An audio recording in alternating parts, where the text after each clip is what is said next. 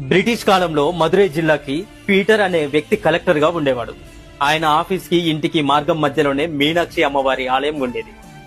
Peter ప్రతిరోజు తన కార్యాలయానికి అమ్మవారి దేవాలయం ముందర నుండి తన గుర్రం మీద వెళ్లేవాడు.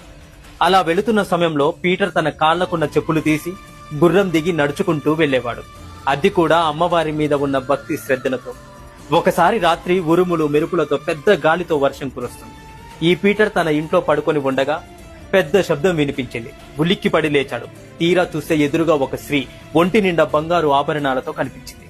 పీటర్ ఎవరమ్మా నీవు అని అడుగుతుండగానే ఆ స్త్రీ బయటికి వెళ్లిపోతూ బయటికి రా అని పీటర్ ను బయటికి పిలిచింది. ఆ అమ్మవారి కాళ్లకు పాదరక్షలు కూడా లేకుండా ఆ జోరు వర్షంలోనే వడివడిగా నడుస్తూ కొంత దూరం వెళ్ళాక అదృశ్యమైపోయింది.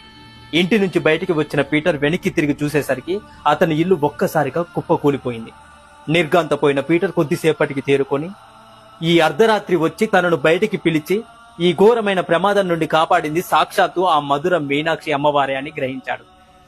ఆ మరునాడు కలెక్టర్ పీటర్ భక్తితో అమ్మవారి ఆలయానికి వెళ్లి అర్చకులను సంప్రదించి రాత్రి జరిగిన ఉదంతాన్ని వారికి తెలియజేశాడు. అయ్యా, రాత్రి నాకు దర్శనమిచ్చిన మీనాక్షి అమ్మవారి కాళ్లకు పాదరక్షలు లేవని గమనించాను.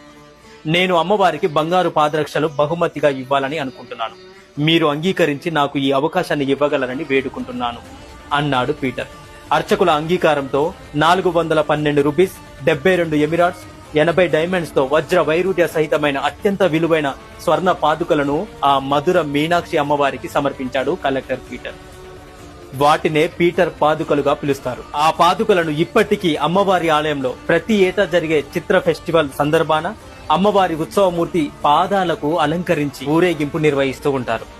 ఆనాడు సత్యతార్కాణంగా జరిగిన ఈ సన్నివేశం అన్య దేశస్థుడైన భగవంతునిపై ఆయనకున్న భక్తి విశ్వాసాలకు ప్రతీకగా నిలిచిపోయింది. ఇలాంటి మరెన్నో వీడియోస్ కోసం మన ఛానల్ ని ఇప్పుడే సబ్స్క్రైబ్ చేసుకోండి. హరే కృష్ణ.